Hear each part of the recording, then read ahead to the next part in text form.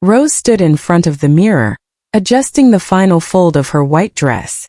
It was elegant but not loud, expensive but not desperate to impress. This wedding was not just a celebration of love. It was a performance for the Whitmore name. The ballroom glowed with crystal lights, polished marble floors, and the quiet arrogance of old money. New York's elite filled the room. Judges, senators, CEOs. People who measured human worth by inheritance rather than character. Rose knew she did not belong to this world, and for the first time in her life she did not care. She was a structural engineer, a woman trained to recognize stress before collapse, someone who understood that nothing truly strong is flawless.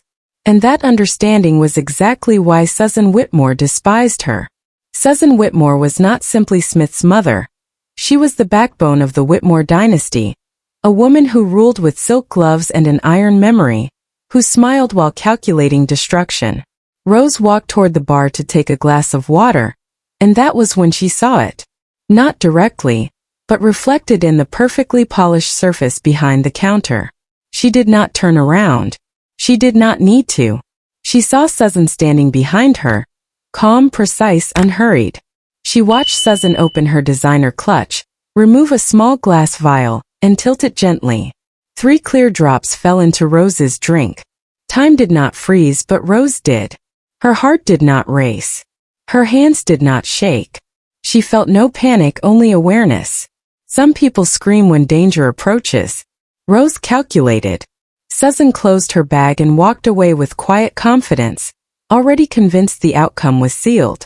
Rose stared at the glass for 2 seconds, then calmly lifted it and switched it with the champagne flute resting beside it, the one meant for Sozen. No one noticed. No music stopped. No eyes turned. Was not revenge, it was physics. If a structure is already unstable, all you need to do is let gravity finish the job. Rose returned to the head table where Smith Whitmore sat beside her. Smith was a renowned cardiac surgeon, a man capable of stopping hearts and restarting them with steady hands, yet somehow blind to the slow poison his own mother carried. He squeezed Rose's fingers and smiled. He told her she looked beautiful. And he meant it. Rose smiled back because Smith was the only person in that room who had ever seen her without trying to own her. Across the table, Sozen lifted her champagne glass, the wrong one now, and met Rose's eyes. There was triumph in her smile, the quiet satisfaction of someone who believed the game was over. Rose lifted her water glass and took a slow sip. It was cold, clean, grounding. The past crept into her mind uninvited. 6 months earlier at the Whitmore estate, Rose had stood in work boots and a safety helmet, reviewing structural reports. Sozen had looked at her hands with thinly veiled disgust and asked Smith if he had hired help for the renovation. When Smith introduced Rose as his girlfriend, Sozen had responded with a single word. Oh, not anger. Not warmth. A verdict. From that moment on, Rose became a problem to be managed. Invitations disappeared. Her profession was minimized. Her presence was tolerated, never welcomed. Then came the library meeting. Heavy wood, expensive silence, power disguised as politeness. Sozen slid a cream-colored envelope across the desk. Inside was a check for $150,000. A severance package, she called it. She told Rose that builders never truly belong among owners, that new money always stains old legacy, that walking away quietly would be best for everyone. Rose had slid the check back without drama. She told Sozen she was not for sale and that the offer was insulting. That was the moment Sozen's eyes changed. Rose stopped being an inconvenience and became a threat. Back in the ballroom, Sozen stood to give her toast. The room fell silent. Her voice carried confidence, experience, authority. She spoke about marriage, about trust, about knowing the person beside you has your best interests at heart. On the word trust, she looked directly at Rose. Rose did not look away. Sozen raised her glass and drank deeply. The entire glass. Applause followed. Laughter resumed. For 1 minute nothing happened. Then the color drained from Sozen's face. Her hand trembled. Her words dissolved mid-sentence. She tried to stand, failed, and collapsed forward, dragging a table's centerpiece with her. The sound that followed was not elegant. It was violent. The string quartet stopped. Guests screamed. The woman who had spent decades controlling her image was vomiting on marble floors in front of 200 witnesses. Smith rushed to her side, shouting for help, his medical instincts taking over. Rose stood calm, commanding, directing staff, clearing space, restoring order. As paramedics arrived, Sozen's clutch slipped from her hand and spilled open.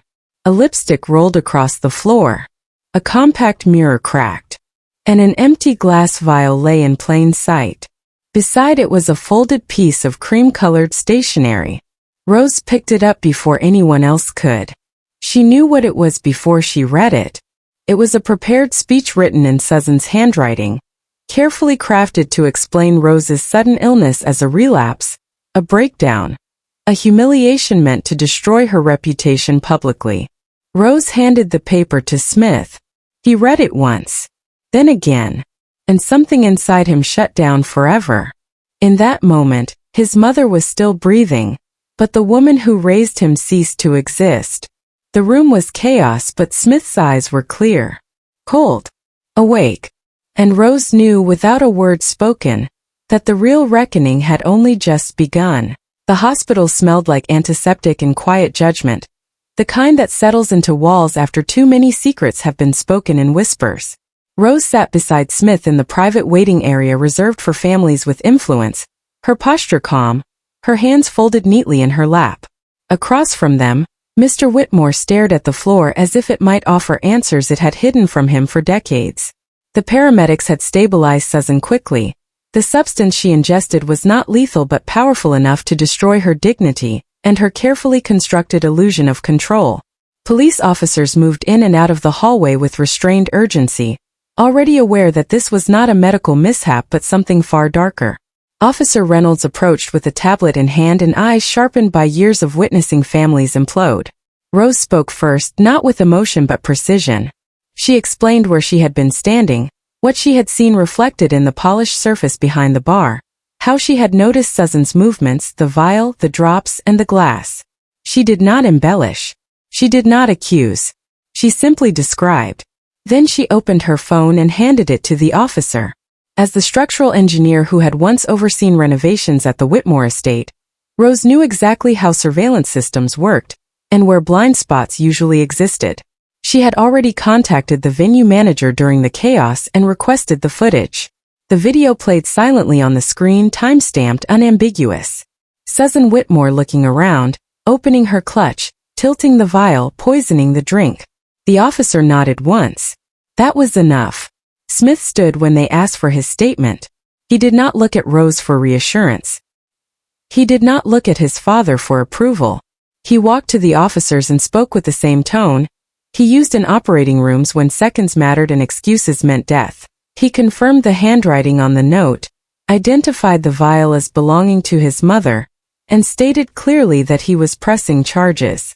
Mr. Whitmore protested weakly, murmuring about family, about reputation, about handling this privately. Smith turned to him with a look Rose had never seen before. Not anger, not hatred, but finality. He told his father that silence would make him complicit and money would not save anyone this time.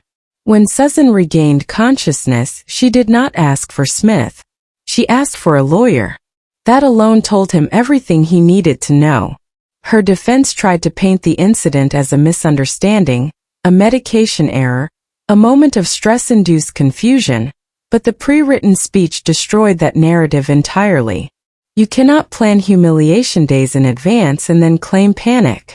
The court proceedings moved faster than expected, because the evidence was clean and undeniable.